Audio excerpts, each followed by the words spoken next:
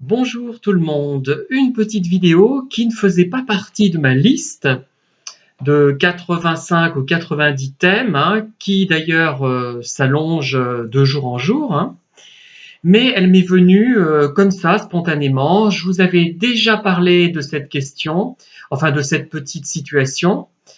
Je vais vous la décrire, vous allez un petit peu comprendre. Alors, j'avais rencontré il y a quelques années, il y a de nombreuses années, on va dire quand même maintenant, une personne que je trouvais très très cordiale et même tellement chaleureuse que je me disais tiens, on va peut-être pouvoir devenir amis.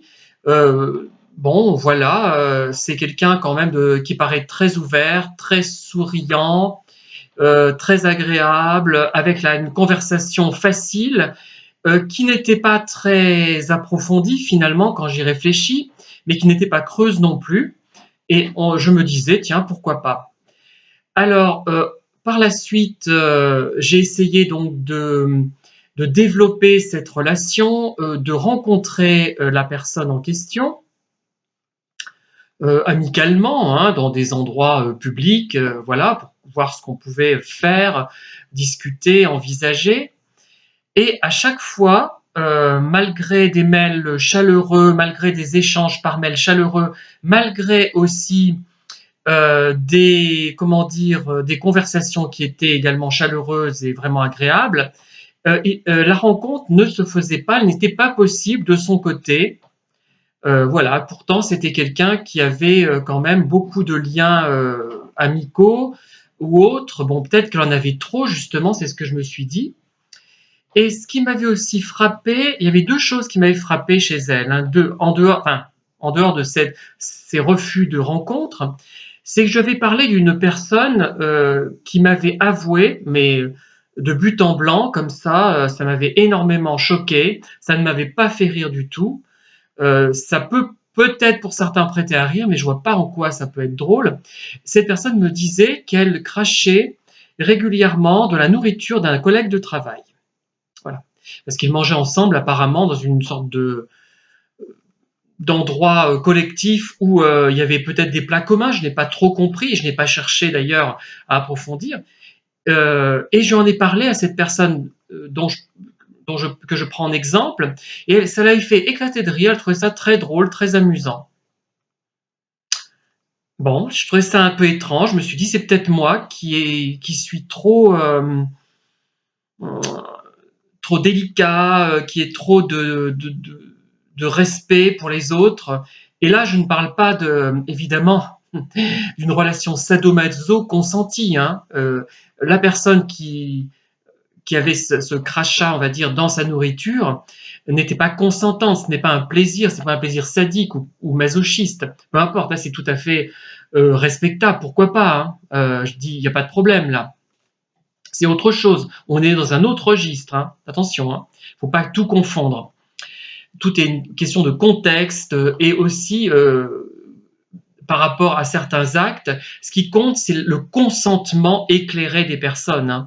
La violence consentie par le biais d'un sport de combat, par exemple, pour moi, ce n'est pas vraiment de la violence, ça en est quand même, mais ce n'est pas du tout le même registre qu'une agression. Vous voyez.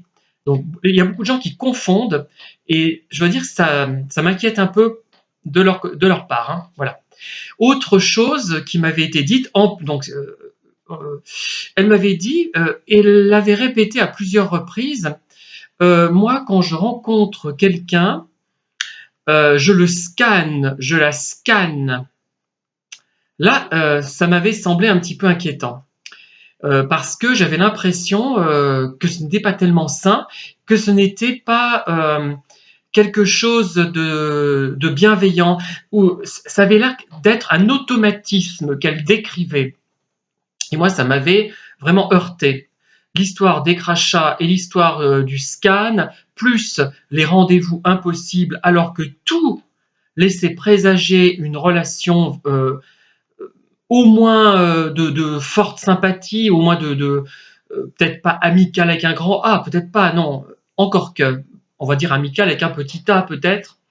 Et non, rien ne s'est passé. comme ça, cela devait se passer. Donc il y a eu ces 3 éléments finalement qui m'ont mis la puce à l'oreille. Alors, je vous laisse donc réfléchir sur ce profil qui est décrit succinctement, évidemment, hein.